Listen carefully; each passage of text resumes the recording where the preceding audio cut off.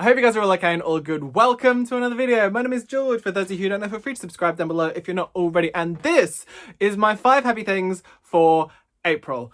April's practically over. I'm doing this now, and maybe if I do this video, it means April will end. As I said at the start of my last one of these, I wasn't sure whether this was the kind of video that people were after during this time. Obviously, everything is very strange and very up in the air right now. But it had a really lovely response. So I'm making another one, and I will continue to make them until I run out of things to be happy about, which isn't likely. I like a lot of things. So as ever, please leave your happy things in the comments below. It doesn't have to be 5, it can just be 1, but please leave them below and let's spread a bit of joy and share a bit of positivity and wonderfulness during these very, very odd times. It's just odd. Really odd. My first happy thing for April is writing. I mentioned in my last one of these that I had started working up new ideas and working on new book things, but in April I actually started writing them. My intention had been to do Camp Nano. That did not happen. I started writing like 2 different books and got through I think 3,000 or 4,000 words on each one, and then kind of realized which one I wanted to focus on more. Came up with an even better concept for that, added to the concept I already had. And then boom, I started working on that. I'm not very far into it. I'm literally 2,000 words in, but I have started working on something new. I recorded the tiniest amount of video talking about it. So if writing vlogs in this very weird situation is something that you want me to do again for a full drafting process, then let me know in the comments below and I will figure out a way to make that and try not to make it repetitive and boring. It will be weird because obviously I'm inside all the time, but I will do my best to put one of those together. Maybe just something that's every couple of weeks or every month or something like that. If it's something that you would want to hear about, what it's like me writing a new thing from scratch, uncontracted as yet, then please let me know. I would be more than happy to do it because it's a weird one. I enjoyed making my writing vlogs. It was only when I came to editing the last few of them that it was pretty sure you said this in the last clip, and in the clip before that, and in the clip before that. So if you want them, let me know and I will make them. That's all. Thing number 2 is the Boy Queen proofread. It's hard not to have Boy Queen being one of my happy things when it is one of the happiest things that has ever happened to me in my life. So Boy Queen comes out on August 6th. I had to do my proofread in the last couple of weeks. I had to turn it around pretty quick actually. And I've never had to do a proofread before. So they freelanced it out to a proofreader who put notes on a PDF and sent it to me. Normally this thing is done on paper, but obviously because of the weird times that we're in at the moment, it's all done digitally, which I'm absolutely fine with. I don't need a printout of my own book. As pages, I have this and I'll have a finished copy at some point. I don't need to go through it on paper. I'm happy to do it on screen, which I should probably tell them if I have to do another book for them. I'm fine doing things digitally. Let's save the planet. But I had to do my proofread. So I'd never done one before and I had no idea what to do. Because it's weird. I've sent proofreads to authors before, when they've been freelanced out and I've brought them in, I've sent them to the authors and been cool, have fun. And I've never told them what to do. It's just sort of you just do something. So I decided to read the thing from top to bottom, which I've not read this book since February, probably? I've not read it in full since probably February, which is only 2 months ago. But it's weird because I've not read it in such a long time that going through it and reading it in that much detail, it brought back all of these memories of when I was writing it and how I was feeling, and particular moments in the book that are oh George, that's literally just you. That's literally just your life. You've just put a little bit of your life into this book rather than coming up with something fictional. I've just put a little bit of my actual life into a book. Don't know if that's a good thing or a bad thing. It was fun reading it from top to bottom. The proofreader was great. So many insightful comments and so many cool things. Getting to read the whole book again from start to finish, obviously making notes and changing things along the way that needed to be changed. I loved it. I really, really enjoyed it. And it made me feel really proud of this thing that I have written, this thing that Rachel, Sim and Charlie have spent so much time working on, so much time editing. What people in house have spent so much time creating these proofs and marketing stuff. I've actually got a comms meeting today. I'm filming this on the day it's going up, which is Monday 27th. I actually have a marketing meeting today, which is really exciting. I've never had one of them before, and obviously it was meant to be in person, but Miss Coronavirus decided to come along and ruin my life. She's not ruined my life, I'm being dramatic. I'm excited for that. I'm excited for this book. I'm really, really proud of it. I'm proud of this thing that we've made, and I really hope that people enjoy it. What's really fun is that people are reading it, like proofs have gone out to people, so people are reading the book, and that's really scary when someone's like, oh my god, I've just got this and I'm reading it, and it's like, oh my god, hope you like it, please don't cancel me.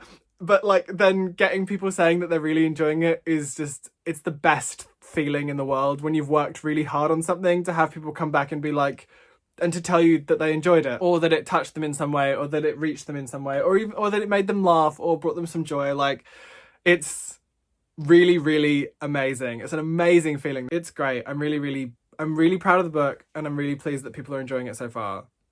And maybe I won't mention this in my May happy things, but I don't think that's likely. My third happy thing is reading. I've mentioned reading in all of my happy things this year because reading is such a happy thing. It's such a happy place for me.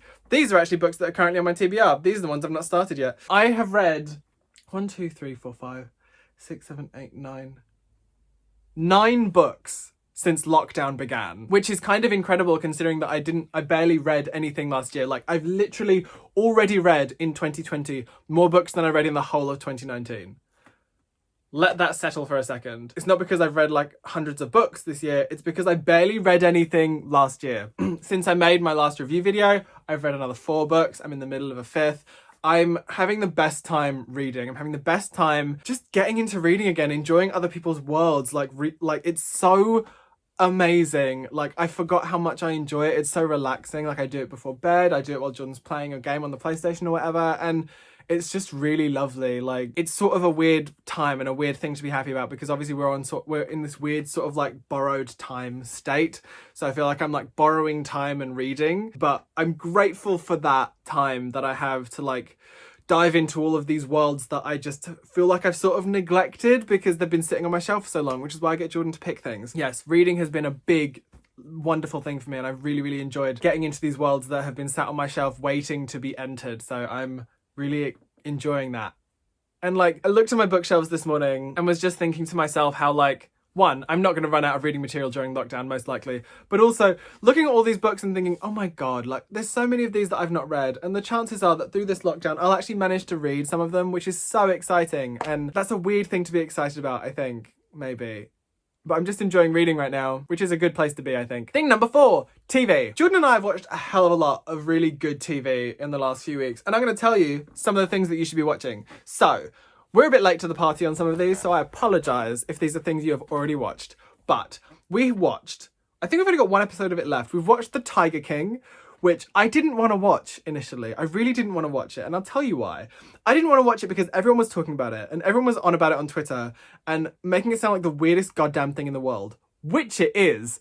But I thought, I don't want to watch it because it just feels like I feel like I won't like it, and everyone's talking about it, and I just don't want to be part of it right now. And then I think Jordan had had enough about it that he wanted to watch it, and I thought, okay, fine. We watched 1 episode, and I was hooked. It's honestly the most insane thing. It's on Netflix. It's the most insane thing ever. It's like a whole other world. It's incredible. If you've not watched it, it's on Netflix. It's kind of amazing. It's a documentary about big cats in America and people keeping them as pets, which is wrong, which is kind of the point of the documentary, but it revolves around this feud happening between Joe Exotic, who owns this zoo in, I've forgotten where he owns this zoo, Oklahoma? And Carol Baskin, who who owns the Big Cat Rescue in Florida. And it's this like feud between them. She thinks what he's doing is wrong when really she's kind of doing the same thing. But it's so good. If you've not watched it yet, watch it. It's great. Jordan isn't a big watcher of dramas. He doesn't like them usually. He'd rather watch a documentary. But I think because we're in lockdown, he's kind of changed his own rules a little bit. So we watched The Stranger on Netflix, which is based on a novel by Harlan Coben, which I now want to read because I want to know just how closely it follows it. But that was absolutely nuts and completely amazing. If you want something that's twisty-turny, really, really gripping, also a little bit weird, will definitely have you like wanting to watch the next one. It's proper binge watching material. The Stranger is great. Second thing that we watched was Happy Valley. We're very late to the party on Happy Valley. Happy Valley stars Sarah Lancashire, who honestly is just one of the most phenomenal actresses ever. I think she's fantastic. And Happy Valley is so great. It's such a good series. It's so fantastic. It's so well written. And we loved that. What we're currently watching is Luther. We're so late to the party with all of these things, but we're currently watching Luther. All three of these things are on Netflix, by the way. We're currently watching Luther, which is Idris Elba being just amazing. I love the writing in Luther, I think, more than anything else. I think the performances are amazing, obviously, but I think love the writing more than anything else. I think it's so good.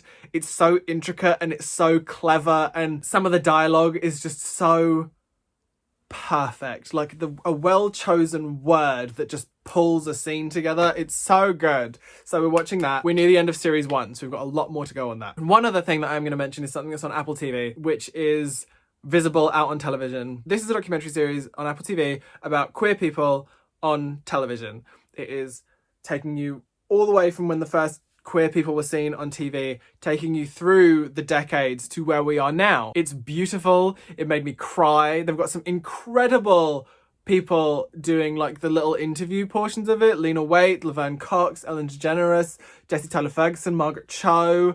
Oh my god, Andy Cohen, Max Muchnick. There's so many incredible people being interviewed on there about their shows and about the shows they've been on, about the shows that have influenced them. Wanda Sykes is on there as well. There's someone else, the person who directed Pose, and I can't remember her name, and it's really bothering me. I've not watched Pose yet. Pose is the next thing on my list. If you are interested in queer things, I really recommend Visible Out on Television. It made me cry. It made me laugh. It's so beautiful. It's great. It's worth getting an Apple TV subscription for that and that alone. It's really good. We also watched, this is complete tangential, but we also watched, after we watched the last episode of Visible Out on Television, we watched the Oliver Jeffers Earth Day video, which is, I think it's called You Are Here or We Are Here. And I think it's based on his book, but I have not read the book, so I don't know. But it's a beautiful Oliver Jeffers animation. It's just stunning. And that also made me cry because I'm an emotional mess. And my fifth happy thing, I realise just how long I've been talking about things, but my fifth happy thing is online catch-ups. And I never thought this would be a thing that I would be so grateful for, but being able to like have video calls and FaceTimes with the people that I love and the people that I miss means so much during this time. Being able to talk to my friends, Katie and Lani, being able to, oh my god, why am I crying? What is wrong with me? But being able to catch up with these people who mean so much to me and who have such a huge impact on my life. It means a lot at a time like this that I have the technology and the capability to talk to them and to stay in contact with them and still have them in my life, because obviously this is such a strange time. And Lani, Katie and I were talking about this the other day, how like this is the longest we have been apart since we met each other, because when we were at Mountain View together, we saw each other every day. The longest we were apart is maybe like 2 weeks over Christmas, and that was like it. But this is officially the longest we have ever been apart, and it's so strange. And being able to talk to them, being able to talk to people who I went to school with, being able to talk to my family, it means a lot at a time like this to be able to, my god, George, get it together. It's really great to be able to talk to people at a time like this. Stop crying. Not a single tear fell. I am so strong. I'm not crying today. I'm so strong. Yes, that is one of the things I'm grateful for. Having people that I can talk to and having the technology that I can actually do it. But yes, that is the end of this video. I hope you guys enjoyed that. My eyes are still filling and I hate this. I hope you guys enjoyed that. If you did, don't forget to put a thumb on it and subscribe down below if you want to see more. Please leave a heart emoji down below. Let's go with the yellow. No. Let's not do a heart. Leave me a lemon emoji in the comments below. Why?